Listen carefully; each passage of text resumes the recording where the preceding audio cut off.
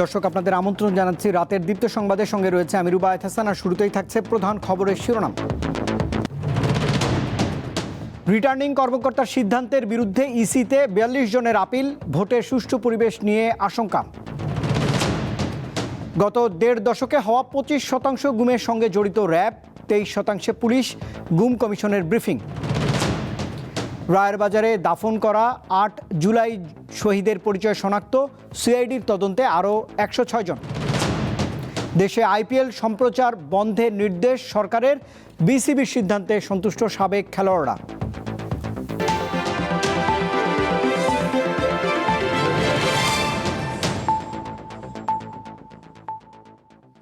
এবারে পুরো আয়োজন। মনোনয়নপত্র বাতিলে রিটার্নিং কর্মকর্তার সিদ্ধান্তের বিরুদ্ধে ইসিতে আপিল আবেদনের প্রথম দিন ৪২টি আবেদন জমা পড়েছে। ৯ জানুয়ারি পর্যন্ত আপিল করতে পারবেন সংক্ষুব্ধরা। আপিল করার সময় সংক্ষুব্ধ প্রার্থীদের বেশিরভাগই ভোটের সুষ্ঠু পরিবেশ নেই বলে অভিযোগ করেছেন। তবে সুষ্ঠু ভোট আয়োজনের ব্যাপারে আশাবাদী সিইসি। সোমবার আপিলের প্রথম দিন সকাল থেকে অঞ্চলভিত্তিক 10টি বুথে আবেদন জমা নেওয়ার কার্যক্রম শুরু করে নির্বাচন কমিশন। বাতিল হওয়া 723টি মনোনয়নপত্রের বিপরীতে প্রথম দিন মোট আপিল করেছেন ৪২ জন। এর মধ্যে মনোনয়নের বৈধতা পেতে আবেদন যেমন রয়েছে, একই সাথে রয়েছে বৈধ প্রার্থীর বিরুদ্ধেও আপিল। এ সময় সম্ভাব্য প্রার্থীদের কেউ কেউ ইসির নিরপেক্ষতা নিয়ে প্রশ্ন তোলেন। কেউ কেউ নিরাপত্তাহীনতা নিয়েও উদ্বেগ প্রকাশ করেন। মানিকগঞ্জ সদর সাটুরিয়ার যে পরিবেশ, সেটা নিয়ে আমি আশঙ্কা প্রকাশ করছি। এই সন্ত্রাসী বাহিনী অত্যন্ত শক্তিশালী, তাদের টাকা আছে, টাকার জোরে তারা মানুষকে ধরাকে সরাগন করে অন্য প্রার্থীদের উপর অত্যাচার করবে, জুলুম করবে। আপনারা আমাকে বলছেন যে আমাকে 1% ভোটার তালিকা নিয়ে আসতে হবে, এটা আপনি আমাকে বলছেন, কিন্তু আমি যখন ভোটারের কাছ থেকে স্বাক্ষর নিতে যাচ্ছি তখন আমার উপর হামলা হচ্ছে। You can't ensure my security concerning that. যারা স্বাক্ষর করেছেন এই প্রায় ৫,০০০ মানুষ, এত অল্প সময়ে ওনারা চান আমি যাতে নির্বাচনে কন্টেস্ট করতে পারি। তো সেই জন্য আমরা আপিল করেছি এবং আমরা আইনি প্রক্রিয়ার লড়াইটা চালিয়ে যাব। আপিল বুথ পরিদর্শনকালে ইসি সচিব জানান, সংক্ষুব্ধ যে কেউ ইসিতে আপিল করতে পারবেন। যাচাই বাছাই করে ইসি সিদ্ধান্ত নেবে। আমরা বলে দিচ্ছি না যে রেস্ট্রিক্ট করছি না যে এর বাইরে আমরা আপিল নেব না। আপিল করতে পারেন, সংক্ষুব্ধ ব্যক্তি যে কোনো বিষয়ে আপিল করতে পারেন। আমরা কাগজটা নেব, পরীক্ষান্তে সিদ্ধান্ত দেওয়া হবে। এর আগে প্রধান নির্বাচন কমিশনার বলেন, সবাই সহযোগিতা করলে অবাধ ও সুষ্ঠু নির্বাচন আয়োজন করা সম্ভব। We are trying our best. দেখতেছেন তো আপনারা, এখন ধরেন যখন নমিনেশন ফাইল করে অনেক লোক গিয়ে হাজির হয়, রিটার্নিং অফিসারের ওখানে অনেক একটু ভিড় হয়, কিন্তু it will all be over ইনশাল্লাহ। আমরা এখনো কনভিন্সড যে আমরা একদম একটা ফেয়ার অ্যান্ড ক্রেডিবল ইলেকশন ইনশাল্লাহ দিতে পারবো। তফসিল অনুযায়ী 10 জানুয়ারি থেকে 18 জানুয়ারি শুনানির মাধ্যমে এসব আপিল নিষ্পত্তি করা হবে। শিউলি শবনম, দীপ্ত সংবাদ, ঢাকা। একই দিনে জাতীয় সংসদ নির্বাচন ও গণভোটের তফসিল চ্যালেঞ্জ করে হাইকোর্টে রিট দায়ের করা হয়েছে। সোমবার হাইকোর্টের সংশ্লিষ্ট শাখায় আইনজীবী ইউনুস আলী আকন্দ এই রিটটি দায়ের করেন।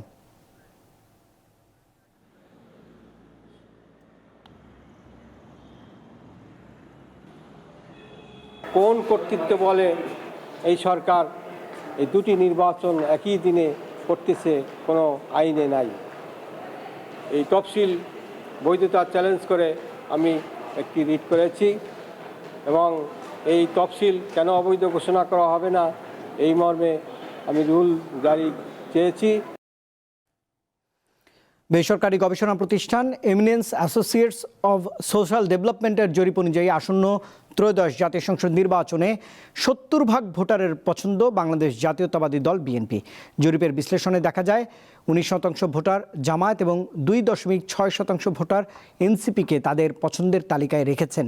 সোমবার রাজধানীর কৃষিবিদ ইনস্টিটিউশনে আয়োজিত এক সংবাদ সম্মেলনে জরিপের এই তথ্য তুলে ধরা হয়েছে। 74% মতন আপনার বিএনপির পক্ষে মতামত আসে। যেহেতু এবার আওয়ামী লীগ নাই, সেহেতু সেই জায়গা বড় যে ট্রেন্ডটা চেঞ্জ হচ্ছে, যে আওয়ামী লীগ না থাকার ফলে 60%-এর মতন ভোট তারা দিতে চাচ্ছে হলো বিএনপিকে। Around 25% voter they intended to give vote for the জামাতে ইসলামী।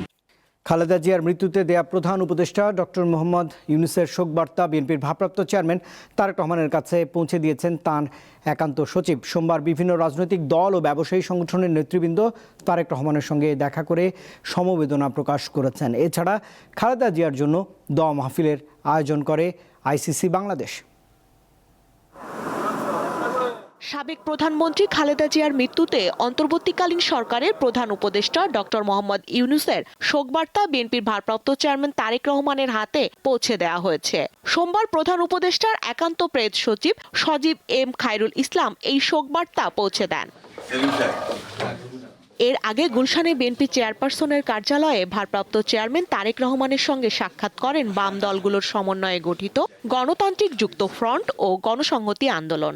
যুক্ত ফ্রন্টের পক্ষ থেকে বিএনপি চেয়ারপারসন খালেদা জিয়ার মৃত্যুতে শোক ও সমবেদনা জানান নেতারা।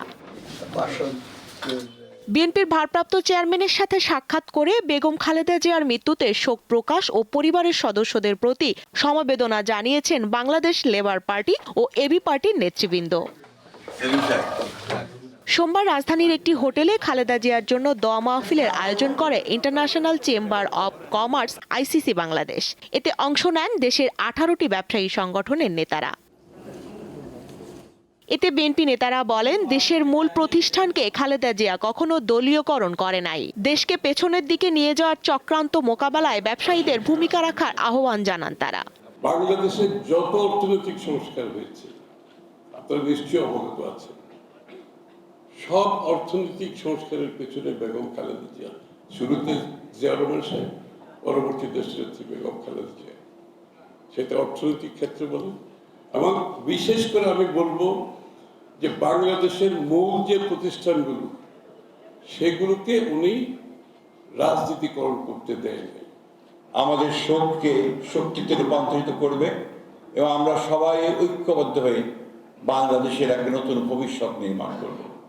অনেক চক্রান্ত আছে, অনেক ষড়যন্ত্র আছে, বাংলাদেশকে আবার পিছনে টেনে নিয়ে যাওয়ার অনেক রকম চক্রান্ত আছে, সেখান থেকে আমাদেরকে উঠে দাঁড়াতে হবে।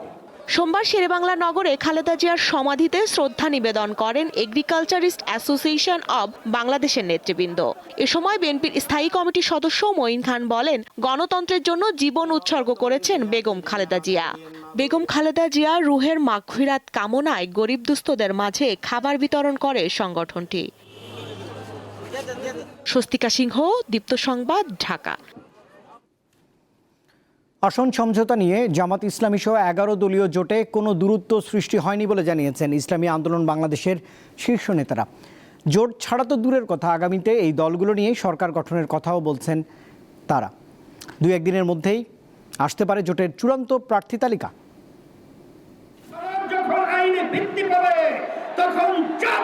গণঅভ্যুত্থান পরবর্তী সময়ে দেশে ইসলামী শাসন প্রতিষ্ঠার লক্ষ্যে এক হয় বাংলাদেশ জামায়াত ইসলামী ও ইসলামী আন্দোলন বাংলাদেশ সহ কয়েকটি ইসলামী রাজনৈতিক দল। গণভোট ও নির্বাচন সহ কয়েকটি দাবিতে এক হয়ে নানা কর্মসূচি পালন করছে দলগুলো, যার মূল উদ্দেশ্য প্রতিটি আসনে একক প্রার্থী দেওয়ার ওয়ান বক্স নীতি।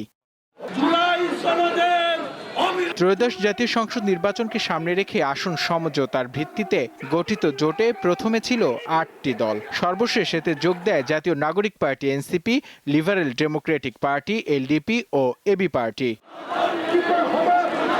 সম্প্রতি জামায়াত ইসলামী ও ইসলামী আন্দোলন বাংলাদেশের মধ্যে বিভেদ দেখা গেছে। তবে জোট সংশ্লিষ্ট ইসলামী আন্দোলনের নেতারা বলছেন, জোটে কোনো দূরত্ব নেই, বরং এই দলগুলোকে নিয়ে সরকার গঠন করতে চান তারা। নির্বাচনী সমঝোতা ওয়ান বক্স ফর ইলেকশন, আমরা এই নীতিতে অটল আছি। হয়তো আমাদের মাঝখানে একটু ওই এনসিপি বা অন্যান্য দল আসার কারণে তাদেরকে সিট দেওয়া লাগছে, এই জন্য জিনিসটা একটু আমাদের ভিতরে একটু দূরত্ব বা বিভিন্ন ধরনের ফাটলের সৃষ্টি দেখা গেছে। আসলে কিন্তু কোনো ফাটল হয় নাই। আশা করি 2-3 দিনের ভিতরে আপনারা জানতে পারবেন আমাদের সমালোচনা একেবারে দ্বার প্রান্তে ইনশাল্লাহ। আমরা এখনো পর্যন্ত ঐক্যে আছি এবং সেটা ধরে রাখার জন্যে, ঐক্যবদ্ধভাবে নির্বাচনের জন্য আমরা চেষ্টা চালিয়ে যাচ্ছি। তারা অভিযোগ করেন, সরকার ও প্রশাসনের একটি পক্ষ যেভাবে একটি দলের প্রতি ঝুঁকে পড়েছে, তাতে আগামী নির্বাচন নিয়ে শঙ্কা রয়েছে। তফসিলের পরে কোনো দলীয় প্রধানকে বেশি প্রটোকল দেওয়া হয়। নূর আলম, দীপ্ত সংবাদ, ঢাকা। আমাদের গত দেড় দশকে হওয়া গুমের প্রায় 25% সঙ্গে জড়িত র্যাব আর 23% হয়েছে পুলিশের মাধ্যমে। সোমবার ব্রিফিংয়ে এ তথ্য জানায় গুম সংক্রান্ত কমিশন অব ইনকোয়ারি।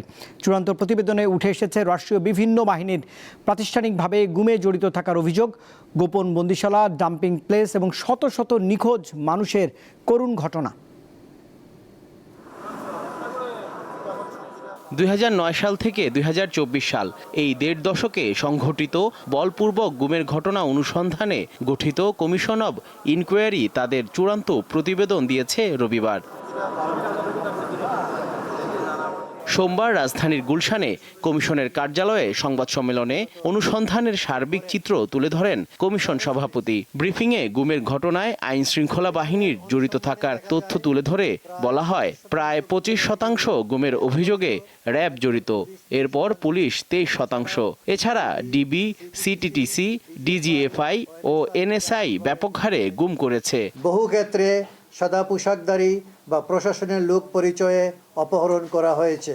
অভিযোগগুলোর ধরন থেকে ইহা স্পষ্ট যে গুম একটি প্রাতিষ্ঠানিক ও পদ্ধতিগত চর্চা হিসাবে র্যাব, পুলিশ ও গোয়েন্দা সংস্থাগুলোর দ্বারা একক ও যৌথ অভিযানে সংগঠিত হয়েছে। কমিশনের কাছে সক্রিয় বিবেচনায় থাকা 1569টি অভিযোগের উপর ভিত্তি করে 222 জন সন্দেহভাজন ও সংশ্লিষ্ট ব্যক্তিকে জিজ্ঞাসাবাদ করা হয়। সাক্ষাৎকার নেওয়া হয় 765 জন ভুক্তভোগী ও তাদের পরিবারের সদস্যদের। 251 জন এখনও নিখোঁজ, আর 36 জনের ক্ষেত্রে গুমের পর লাশ উদ্ধার হয়েছে। মুন্সিগঞ্জে একটি বেওয়ারিশ লাশ দাফনের কবরস্থান পাওয়া গেছে, যেখানে গুমের শিকার ব্যক্তিদের দাফন করা হয়েছে বলে প্রতীয়মান হয়। এছাড়াও বরিশালের বলেশ্বর নদীতে এবং বরগুনার পাথরঘাটায় ডাম্পিং প্লেসের সন্ধান পাওয়া গেছে। গুমের পুনরাবৃত্তি ঠেকাতে র্যাব বিলুপ্ত সন্ত্রাস বিরোধী আইনের সংস্কার, সব বাহিনীকে কঠোর জবাবদিহিতার আওতায় আনা এবং আয়নাঘরগুলোকে স্মৃতি ও জবাবদিহিতার প্রতীক হিসেবে জাদুঘরে রূপান্তরের সুপারিশ করেছে কমিশন। আয়নাঘরগুলোকে জাদুঘরে রূপান্তরের সুপারিশ অন্তর্ভুক্ত রয়েছে। জহির মোহসান, দীপ্ত সংবাদ, ঢাকা। জুলাই গণঅভ্যুত্থানের সময় রাজধানীর রায়ের বাজারে দাফন করা অজ্ঞাত 114 জনের মধ্যে 8 জনের পরিচয় শনাক্ত করা হয়েছে। তারা আন্দোলনে শহীদ হয়েছেন। সোমবার সিআইডি জানায়, বাকিদের পরিচয় শনাক্তকরণের কাজ চলমান রয়েছে। 2024 সালে শেখ হাসিনা সরকারের বিরুদ্ধে ছাত্র জনতার ক্ষোভে সারা দেশ অগ্নিগর্ভ হয়ে ওঠে। এক পর্যায়ে সৃষ্টি হয় গণঅভ্যুত্থান। 22 জুলাই বাসা থেকে বের হন শিক্ষার্থী ফয়সাল সরকার। থাকতেন রাজধানীর অদূরে আব্দুল্লাহপুরে, কিন্তু আর ফেরেননি এই তরুণ। সোমবার জানা গেল, ফয়সাল জুলাই আন্দোলনের সময় শহীদ হয়েছেন। বেওয়ারিশ হিসেবে তাকে দাফন করা হয় রায়ের বাজারে। সন্তানের কবর শনাক্তের পর কান্নায় ভেঙে পড়েন তার মা। একে একে পরিচয় মেলে 8 শহীদের। আপনারা আমাদের ভাইদের হত্যার বিচার করেন। আমি আমার ভাইয়ের শেষ দেখাটুকু দেখতে পাই নাই। কত কষ্ট এই বুকের ভেতরে রাখা, যেটা আমি আপনাদেরকে বলে বুঝাতে পারবো না। আমার মা পাগলের মতো হয়ে গেছে, আমি তার আকার কিভাবে সামলাবো বলে। যারা নির্মমভাবে হত্যা করছে তাদের অতি দ্রুত বিচারের দরকার। কত মায়ের বুক খালি করছে, কত মায়ের যে যন্ত্রণা, কষ্ট, বেদনা, এটা বোঝার মতো ভাষা প্রকাশ করা যায় না। গণঅভ্যুত্থানের সময় ঢাকার বিভিন্ন এলাকার অজ্ঞাতনামা অনেকের মরদেহ রায়ের বাজার কবরস্থানে দাফন করা হয়। পরবর্তীতে আদালতের আদেশে তাদের পরিচয় শনাক্তের উদ্যোগ নেয় সিআইডি। এখান থেকে স্যাম্পল নিয়ে দীর্ঘ প্রসেসের মাধ্যমে কিন্তু আমরা জানতে পেরেছি 8 জনের পরিচয়। 114 জনই জুলাই যোদ্ধা না, এখানে ছোট্ট বেবিও আছে, কিন্তু রোড অ্যাক্সিডেন্ট আছে, 20 পানে আত্মহত্যা। বাট আমাদের কিছু করার ছিল না, যেহেতু ওই টাইমটা ধরে, ওই এনক্লেভ ধরে আমাদের সকলকে উঠাতে হয়েছে। জুলাই আন্দোলনের শহীদদের কবর শনাক্তকরণ কার্যক্রমের সময় উপস্থিত ছিলেন অন্তর্বর্তীকালীন সরকারের মুক্তিযুদ্ধ বিষয়ক উপদেষ্টা ও শিল্প উপদেষ্টা। এই কার্যক্রম কেবল আইন, মানবাধিকার এবং আন্তর্জাতিক মানদণ্ডের প্রতি আমাদের অঙ্গীকারেরই প্রতিফলন নয়, এটি নিখোঁজ শহীদদের পরিচয় নির্ধারণ, পরিবারগুলোর অনিশ্চয়তা দূরীকরণ এবং ভবিষ্যতের বিচারিক কার্যক্রমের জন্য গুরুত্বপূর্ণ ফরেনসিক প্রমাণ সংরক্ষণেও সহায়ক হয়েছে।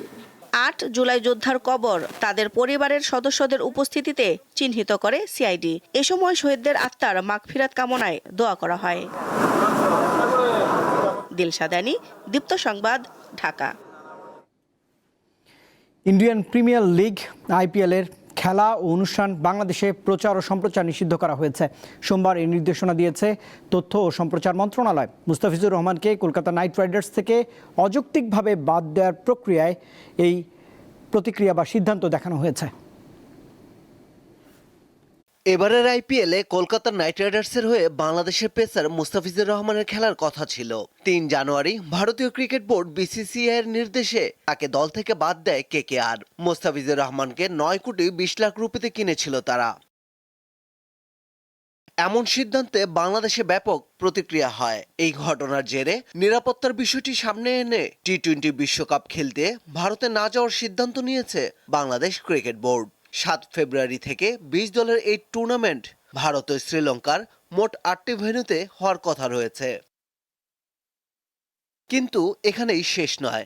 বাংলাদেশে IPL সম্প্রচারের অনুমতি দেওয়া হবে কিনা এ নিয়ে অন্তর্বর্তী সরকারের সংশ্লিষ্টদের মধ্যে আলোচনা চলে। সোমবার তথ্য ও সম্প্রচার মন্ত্রণালয় এক বিজ্ঞপ্তির মাধ্যমে বাংলাদেশে IPL সম্প্রচারে নিষেধাজ্ঞা দেয়। এতে বলা হয়, পরবর্তী নির্দেশ না দেওয়া পর্যন্ত এই সিদ্ধান্ত কার্যকর থাকবে। ইন্ডিয়ান প্রিমিয়ার লিগ IPL নিয়ে বাংলাদেশের ক্রিকেট প্রেমীদের বেশ আগ্রহ রয়েছে। পারভেজ খোকন, দীপ্ত স্পোর্টস। টুর্নামেন্টের চেয়ে ক্রিকেটারদের নিরাপত্তাকে অগ্রাধিকার দেওয়ায় বাংলাদেশ ক্রিকেট বোর্ডকে ধন্যবাদ জানিয়েছেন সাবেক ক্রিকেটাররা। T20 বিশ্বকাপে বাংলাদেশের ম্যাচগুলো শ্রীলঙ্কায় সরিয়ে নেয় এবং নিরাপত্তা নিশ্চিত না হলে প্রতিযোগিতায় অংশ না নেওয়ার সিদ্ধান্তকে সাধুবাদ জানিয়েছেন তারা।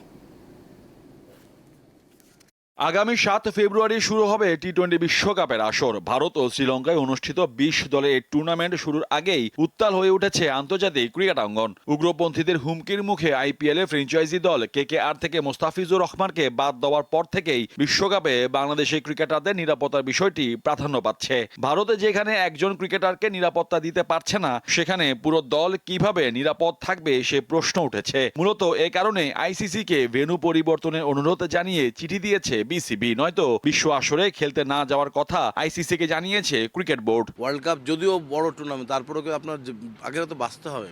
তো ওই যদি আমরা পুরো মানে সিকিউরিটি ক্লিয়ারেন্সটা না পাই, তাহলে কোনো দেশে যে খেলা উচিত না। খেললাম না একটা ওয়ার্ল্ড কাপ, কী হবে এমন? যদি পুরোপুরি নিরাপত্তা আমরা না পাই, আমাদের দল তো ওখানে গিয়ে খেলতে পারবে। তো সুতরাং নিরাপত্তা তো সবার আগে দেখতে হবে। তো সেইভাবে নিরাপত্তা যদি ঠিক থাকে তখন চিন্তা করা হবে। তো সিদ্ধান্তটা এখন নিয়েছে, এটা খুব ভালো সিদ্ধান্ত। সরকারের কঠোর অবস্থান এবং BCBর সিদ্ধান্তকে সাধুবাদ জানিয়েছেন ক্রীড়াপ্রেমীরা। তাদের মতে কোনো আবেগের সিদ্ধান্ত নয়, ভবিষ্যৎ পর্যালোচনা করে সময় উপযোগী সিদ্ধান্ত নিতে হবে BCB-কে।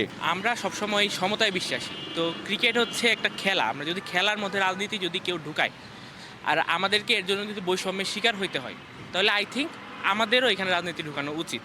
ভারত যেহেতু একটা আগ্রাসন দেখিয়েছে, ভারতের সাথে ম্যাচগুলোকে হয়তো বয়কট করা যেতে পারে। ভারতের মাটিতে যদি কিছু হয় সে ব্যাপারে বিবেচনা করা যেতে পারে।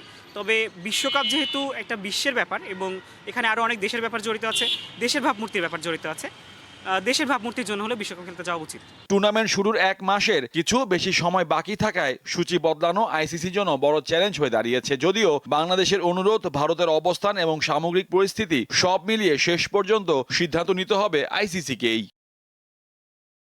মোহাম্মদ হাসিব, দীপ্ত স্পোর্টস, ঢাকা।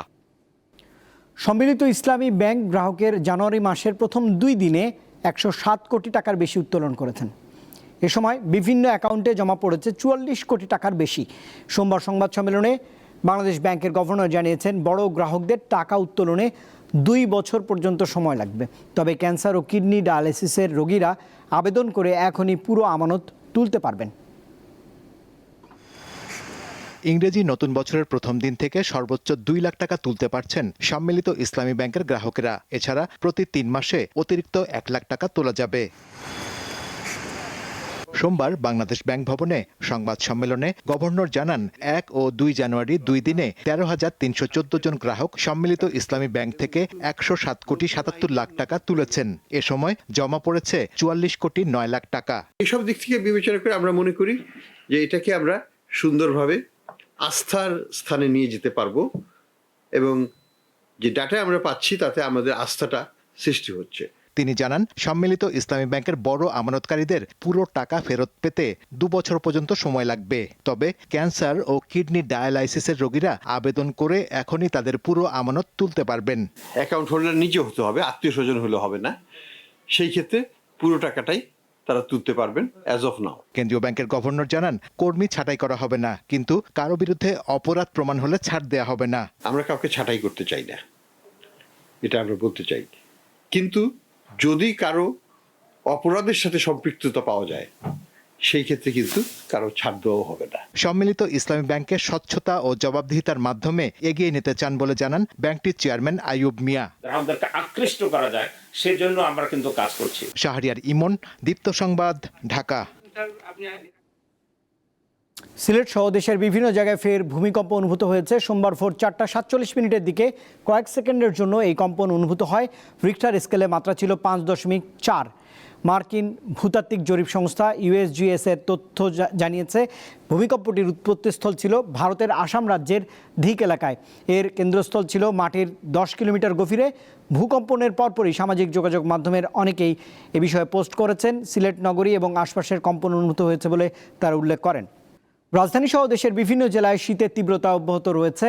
উত্তরাঞ্চলের জেলাগুলোতে কুয়াশা এবং শীতের তীব্রতা সবচেয়ে বেশি। সোমবার পাবনার ঈশ্বরদীতে দেশের সর্বনিম্ন তাপমাত্রা 8.4 ডিগ্রি সেলসিয়াস রেকর্ড করা হয়েছে। মৃদু শৈত্যপ্রবাহ বয়ে যাচ্ছে। পঞ্চগড়ে সকাল 9টায় সর্বনিম্ন তাপমাত্রা 12.8 ডিগ্রি, দিনাজপুরে 9.6 ডিগ্রি এবং রাজশাহী ও সিরাজগঞ্জে 10 ডিগ্রি সেলসিয়াস তাপমাত্রা রেকর্ড করা হয়েছে। তীব্র শীতে বেশি দুর্ভোগে রয়েছেন নিম্ন আয়ের লোকজন। দক্ষিণের জেলাতেও রয়েছে শীতের দাপট। সকাল 9টায় বরগুনায় সর্বনিম্ন তাপমাত্রা 13 ডিগ্রি এবং পটুয়াখালীতে 12.4 ডিগ্রি সেলসিয়াস পরিমাপ করা হয়েছে স্থানীয় আবহাওয়া অফিসের পক্ষ থেকে। তৈরি পোশাক খাতের রপ্তানি আয়ের লক্ষ্যমাত্রা অর্জন নিয়ে সংশয় প্রকাশ করেছে BGMEA। ব্যবসায়ীরা বলছেন, গ্যাস বিদ্যুতের সংকট, উচ্চ সুদহার আর রাজনৈতিক অনিশ্চয়তায় কমেছে উৎপাদন। এই অবস্থায় সুদের হার সহনীয় পর্যায়ে নামিয়ে আনা, রাজনৈতিক স্থিতিশীলতার উপর গুরুত্ব দিচ্ছেন বিশ্লেষকরা। পোশাক খাত নিয়ে 3 পর্বের ধারাবাহিকের প্রথম পর্ব দেখুন আজ। চলতি 2025-26 অর্থ বছরে তৈরি পোশাক খাত থেকে রপ্তানি আয়ের লক্ষ্যমাত্রা ধরা হয় $44.49 বিলিয়ন। অর্থ বছরের প্রথম 5 মাসে এ খাতে প্রবৃদ্ধি হয়েছে মাত্র 0.09%, যা গতবারের তুলনায় বেশ কম। এই শিল্পের সঙ্গে জড়িতরা বলছেন, রাজনৈতিক অনিশ্চয়তা আর জ্বালানি সংকট তাদের উৎপাদনশীলতা অনেকাংশে কমিয়ে দিচ্ছে। ফলে নির্দিষ্ট সময়ে অর্ডার ডেলিভারি দেওয়া চ্যালেঞ্জিং হয়ে দাঁড়াচ্ছে। ক্রাইসিসের কারণে আমরা অন টাইমে ওয়াশ থেকে আমাদের গুডসগুলো পাচ্ছি না, যেহেতু আমাদের ম্যাক্সিমাম প্রোডাক্টই হচ্ছে ওয়াশ বেসড, সো এটাও আমাদের লিড টাইমটাকে প্রভাবিত করছে। এখন আমরা প্রতিযোগিতাটা কীভাবে করব? গভর্নমেন্ট, আমাদের এনার্জি নাই, ইলেকট্রিসিটি নাই, গ্যাস নাই, ইলেকট্রিসিটি নাই, আমাদের দেশের ব্যাংকগুলো সাপোর্ট দেয় না। সব মিলে আমরা কিভাবে আগাবো আমি ঠিক জানি না। আমাদের সরকার যদি আমরা একসঙ্গে বসে এক টেবিলে বসে আমাদের করণীয়গুলো নির্ধারণ করতে না পারি, তাহলে কিন্তু আমাদের জন্য not a very good situation. BGMEA সভাপতি বলছেন, বিভিন্ন দেশের অভ্যন্তরীণ বাজারে চাহিদা কমাতে নতুন কার্যাদেশ কম আসছে। রপ্তানির লক্ষ্যমাত্রা এখন মনে হচ্ছে অর্জন করা সম্ভব হবে না, কারণ জুলাইয়ের পরে আগস্ট থেকে নভেম্বর পর্যন্ত এটা ডিক্লাইনিং ট্রেন্ড। ডিসেম্বরে খুব বেশি ভালো হবে বলে মনে হচ্ছে না। আমার সামনে আছে ইলেকশন, নির্বাচন হয়ে যাওয়ার পরে সবাই আশা করছেন যে অর্থনীতির গতি ফিরবে, বাইরেরাও অর্ডার প্লেসমেন্টের ক্ষেত্রে এত কনজারভেটিভ থাকবে না। তো এটা একটা ভালো ইম্প্যাক্ট পরবর্তী অর্থ বছরে পড়ার সম্ভাবনা আছে। পরিস্থিতি সামাল দিতে দ্রুত ব্যাংক সুদহার যৌক্তিক পর্যায়ে নামিয়ে আনা ও রাজনৈতিক পরিবেশ স্থিতিশীল করার পরামর্শ দিয়েছেন বিশ্লেষকেরা। আমরা এখন দেখতে পাচ্ছি রাজনৈতিক ক্ষেত্রেও বেশ কিছু অস্থিরতা তৈরি হয়ে গেছে। তো এখন সেটার থেকে আমাদের অবশ্যই উত্তরণ দরকার, আইন শৃঙ্খলা পরিস্থিতির দৃশ্যমান উন্নতি দরকার। তো এটা হলে তখন কিন্তু বাংলাদেশের সম্পর্কে একটা ভালো মেসেজ ইন্টারন্যাশনাল কমিউনিটির কাছে যাবে, তখন আমরা কিন্তু অর্ডার পাবো এবং একই সঙ্গে যে আমাদের বিজনেসটা একটু এক্সপার্টাইট হবে, অ্যাক্সেলারেট হবে। অভ্যন্তরীণ সংকট সামাল দেওয়ার পাশাপাশি পোশাকের বৈচিত্র্যকরণ এবং নতুন বাজার খোঁজার পরামর্শ এই অর্থনীতিবিদের। দেশের রপ্তানি আর সিংহভাগই আসে এই তৈরি পোশাক খাত থেকে, অথচ জ্বালানি সংকট আর রাজনৈতিক অনিশ্চয়তার কারণে তৈরি পোশাক খাতের আয়ের লক্ষ্যমাত্রা নিয়ে চিন্তায় রয়েছেন শিল্প মালিকরা। এই অবস্থায় রাজনৈতিক অনিশ্চয়তা কাটিয়ে দেশের ইতিবাচক ভাবমূর্তি গড়ে তোলার পরামর্শ দিচ্ছেন শিল্প মালিকরা। শাহরিয়ার ইমন, দীপ্ত সংবাদ, ঢাকা। এবার আন্তর্জাতিক প্রসঙ্গ। ভেনেজুয়েলার প্রেসিডেন্ট নিকোলাস মাদুরো এবং তার স্ত্রী সিলিয়াকে আজ নিউ ইয়র্কের আদালতে তোলা হবে। এর মাধ্যমে মাদুরোর বিরুদ্ধে মাদক পাচারের মামলার আইনি লড়াই শুরু হবে। ভেনেজুয়েলার অন্তর্বর্তী প্রেসিডেন্ট দেলসি রদ্রিগেজ সঠিক কাজ না করলে মাদুরোর চেয়ে বড় মূল্য দিতে হতে পারে বলে সতর্ক করেছেন যুক্তরাষ্ট্রের প্রেসিডেন্ট ডোনাল্ড জন ট্রাম্প। এ সময় লাতিন আমেরিকার দেশ ভেনেজুয়েলাকে নিজেদের এলাকা বলেও দাবি করেন এই প্রেসিডেন্ট। এদিকে ভেনেজুয়েলায় চালানো যুক্তরাষ্ট্রের সামরিক অভিযানের সময় কিউবায় কমপক্ষে 32 জন নাগরিক নিহত হয়েছে বলে জানিয়েছে হাভানা। এই ঘটনায় 2 দিনের জাতীয় শোক ঘোষণা করেছে কিউবা। এদিকে ভেনেজুয়েলায় হামলা ও মাদুরোকে বন্দী করার পর এবার কলম্বিয়ার প্রেসিডেন্ট গুস্তাভো পেত্রোকে হুমকি দিয়েছেন যুক্তরাষ্ট্রের প্রেসিডেন্ট ডোনাল্ড ট্রাম্প। এছাড়া কিউবার সরকারের কেউ খুব শিগগিরই পতন হতে যাচ্ছে বলে মন্তব্য করেছেন এই প্রেসিডেন্ট। স্থানীয় সময় রবিবার গভীর রাতে এয়ারফোর্স ওয়ানে সাংবাদিকদের সঙ্গে আলাপকালে ট্রাম্প জানিয়েছেন ভেনেজুয়েলার পর কলম্বিয়ার অবস্থাও খুব নাজুক। দেশটি এমন এক দুর্বল ব্যক্তিত্ব পরিচালনা করছেন যিনি কোকেন তৈরি এবং যুক্তরাষ্ট্রে তা বিক্রি করতে পছন্দ করেন। তবে কলম্বিয়া এটি খুব বেশি দিন করতে পারবে না বলে হুঁশিয়ারি দিয়েছেন এই প্রেসিডেন্ট। এ সময় আরও বলেন কিউবাতে মার্কিন সামরিক হস্তক্ষেপের প্রয়োজন নেই, কারণ দেশটি নিজেই পতনের দ্বার প্রান্তে রয়েছে। ভেনেজুয়েলায় যুক্তরাষ্ট্রের সামরিক হস্তক্ষেপ এবং প্রেসিডেন্ট নিকোলাস মাদুরোকে উঠিয়ে নেওয়ার ঘটনায় উদ্বেগ প্রকাশ করেছে বাংলাদেশ সরকার। সোমবার পররাষ্ট্র মন্ত্রণালয়ের এক বিবৃতিতে বলা হয়েছে, ভেনেজুয়েলাতে সাম্প্রতিক ঘটনা প্রবাহ বাংলাদেশ উদ্বেগের সঙ্গে লক্ষ্য করেছে। বাংলাদেশ বিশ্বাস করে কূটনীতি এবং সংলাপী হওয়া উচিত দেশগুলোর মধ্যে বিরোধ মেটানোর উপায়। বাংলাদেশ জাতিসংঘ সনদ এবং আন্তর্জাতিক আইনের প্রতি তার অবিচল অঙ্গীকার পুনর্ব্যক্ত করেছে। সিরিয়ায় একযোগে হামলা চালিয়েছে যুক্তরাজ্য ও ফ্রান্স। দেশটিতে ইসলামিক স্টেটের একটি ভূগর্ভস্থ অস্ত্র ভাণ্ডারে এই হামলা পরিচালনা করেছে এই দেশ দুটি। যুক্তরাজ্যের প্রতিরক্ষা মন্ত্রণালয় জানিয়েছে রয়্যাল এয়ারফোর্সের টাইফুন যুদ্ধবিমানগুলো ফরাসি যুদ্ধবিমানের সঙ্গে একযোগে এই হামলায় অংশ নেয়। মধ্য সিরিয়ার প্রাচীন নগরী পালমিরার উত্তরে পাহাড়ি এলাকায় আইএসের গোপন স্থানা রয়েছে এবং সেখানে ব্যাপক অস্ত্র ও বিস্ফোরক মজুদ রয়েছে বলে গোয়েন্দা তথ্যে উঠে এসেছে। প্রাথমিকভাবে ধারণা করা হচ্ছে লক্ষ্যবস্তুতে সফলভাবেই আঘাত করা হয়েছে। বাংলাদেশ ভলিবল ফেডারেশনের ব্যবস্থাপনায় শুরু হয়েছে ঢাকা মহানগরী প্রথম বিভাগ ভলিবল লিগ। রাজধানীর শহীদ নূর হোসেন জাতীয় ভলিবল স্টেডিয়ামে প্রতিযোগিতার উদ্বোধন করেছেন লিগ কমিটির চেয়ারম্যান এবং ফেডারেশনের সহসভাপতি মোহাম্মদ মাসুদুল আলম। উদ্বোধনী ম্যাচে মাল্টিফ্যাভস স্পোর্টিং ক্লাব 3-0 সেটে শাহবাগ স্পোর্টিং ক্লাবকে এবং ফার সার্ভিস 3-0 সেটে হারায় ইস্ট এন্ড ভয়েস ক্লাবকে। 7 দিনের প্রতিযোগিতায় অংশ নিচ্ছে 10টি দল। দর্শক, এই খবরের সঙ্গে শেষ করছি রাতের দীপ্ত সংবাদ। শেষ করার আগে প্রধান খবরের শিরোনাম জানাবো আরেকবার। রিটার্নিং কর্মকর্তার সিদ্ধান্তের বিরুদ্ধে ইসিতে 42 জনের আপিল, ভোটের সুষ্ঠু পরিবেশ নিয়ে আশঙ্কা। গত 1.5 দশকে হওয়া 25% গুমের সঙ্গে জড়িত র্যাব, 23% পুলিশ, কমিশনের ব্রিফিং। রায়েরবাজারে দাফন করা 8 জন জুলাই শহীদের পরিচয় শনাক্ত, সিআইডির তদন্তে আরও 106 জন। দেশে আইপিএল সম্প্রচার বন্ধের নির্দেশ সরকারের, বিসিবির সিদ্ধান্তে সন্তুষ্ট সাবেক খেলোয়াড়রা।